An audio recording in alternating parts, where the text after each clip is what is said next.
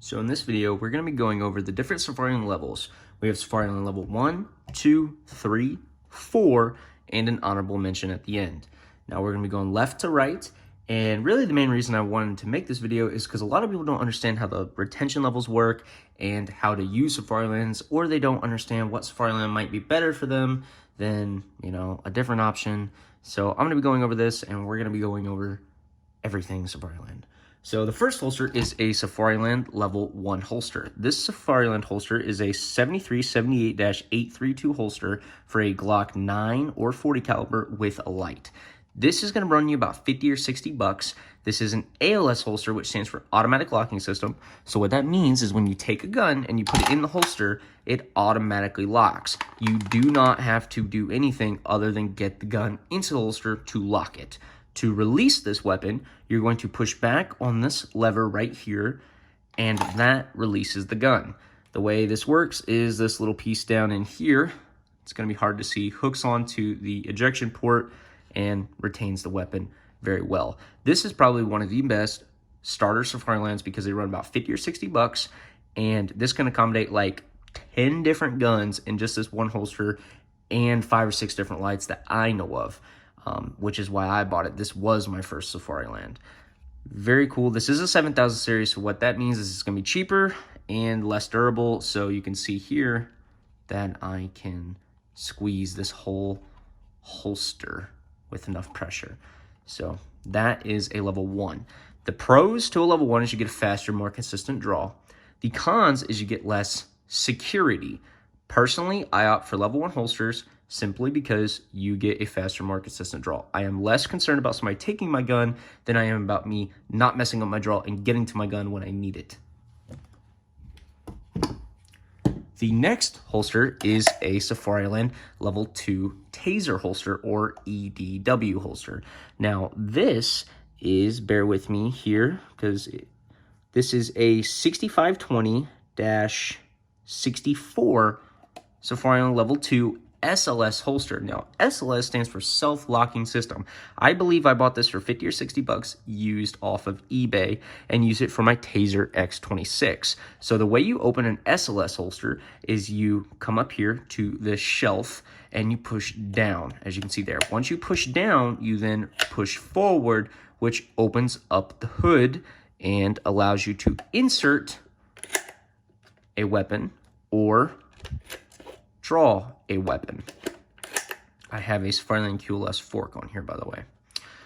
Now, the benefits to this is, well, really, I don't know. Because it can be a fast draw, or it can be a very slow draw. It can be very good security, or it can be very bad security. But a con, most certainly, is that if you had to use this, your hood is going to be down, your weapon's going to be out. If you're struggling with an individual on the ground, say trying to detain them, and you put your weapon back in there to try to fight them, without having the automatic locking system, this weapon could fall out if you don't get used to inserting and then pulling that up to lock it in there. That is one thing that should be noted. Not to say they're bad, but also not to say they're the best. Next is a Safariland level 3 holster. This holster is a 6360-832 for a Glock 17 or 22 with a TLR1 light. Now what you're about to see is, even if it does say that, this is a X300 light made by Surefire. It works just fine. And I did not make no modifications, it just works. So, this is a level 3. This combines the level 1 ALS and the level 2 SLS. So, you have the SLS hood, the self-locking system. In order to open this, you're going to push down on the shelf, rotate forward, and that exposes the automatic locking system, or ALS. Then you pull back on that and pull your gun out. Now, you insert your weapon. It is a level 1 right now, ALS. You pull up on the hood, and now you have a level 3 because you pulled the SLS hood up. This device right here is a guard, and what that is for is to make it harder for people to get to your locking systems from the front, but does not impede you from the rear. Now, the pros to this holster is you get a lot of security and versatility. Now, what I mean by that is, say you're driving in your car or going to a potentially sketchy scene or something, you might want it in level 1 so you get a faster, more consistent draw. But say you're working a crowd or something like that, you got a lot of angry people, a riot, you might want to turn it into a level 3 to make it harder for somebody to get to your gun. It's completely optional. The reason I don't use these is the level 1 is smaller than on an actual level 1, so it's harder to hit. And this is with an OT defense nub mod, which is an accessory. And I've had situations where the hood has came up on its own. I thought I was doing a level 1 draw, and it turned out to be a level 3 draw. That has happened to me. So that is why I do not use this. And at the time, I got this for $200, but these can be found for sub $100 on eBay. Definitely go to eBay when looking for Safarilands. Just make sure they have no cracks and pay attention to the model numbers. You might get one that's extremely old.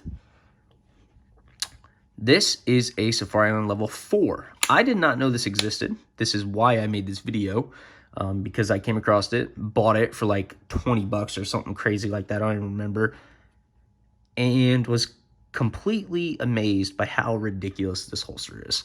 This is actually crazy. So in order to open this Safariland holster, you have to pull back on this device, which is known as the Sentry. After you pull back on that, that allows the SLS hood to move, because with this engaged, you cannot move the hood. It will not work. So you pull this back, then get onto your hood shelf, push down, rotate forward, and that exposes your ALS, and this is without a nub mod, so this is very thin. And then you pull that back, and that releases your weapon. So in order to close this is non-light bearing, so we have to take the light off. You put your weapon in, it is automatically locked via the ALS system. You pull your hood up, that is a level 3 via the SLS hood, and then you push your Sentry forward, turning this into a level 4 holster. And then of course you have your guard to protect from the front.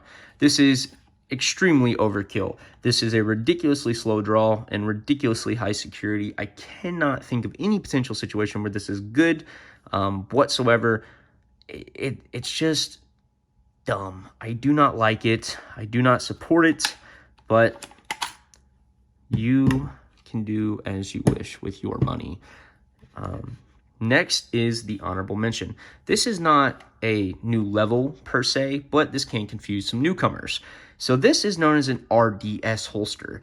This is literally the exact same as this holster via level ALS. However, this is a 6000 series and this is a 7000 series, meaning this is weaker than this holster because I can flex this and it's just not made as good. That's one of the reasons they're significantly cheaper. This holster cost me over $200, and its benefit is it accommodates a red dot.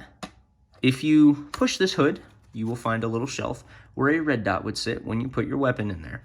And then you pull the shelf up to keep debris off of it and better protect your red dot. This is my current duty holster. As you can see, I've added a tourniquet holder, a bracket, QLS fork, Ghost Designs portal, a tourniquet, an OT Defense nub mod with grip tape.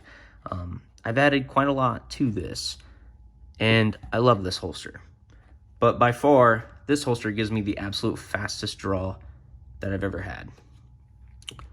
This holster, by the way, because I don't think okay, well, that was not planned. This holster, by the way, is a 6360-83 level 4 holster, if you guys want it for some reason.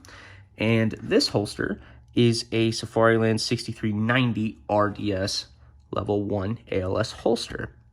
So that is kind of a quick little look at all the different Safariland levels and explain to you how you open them, how you close them, their functions, and what is good about them and what is bad about them.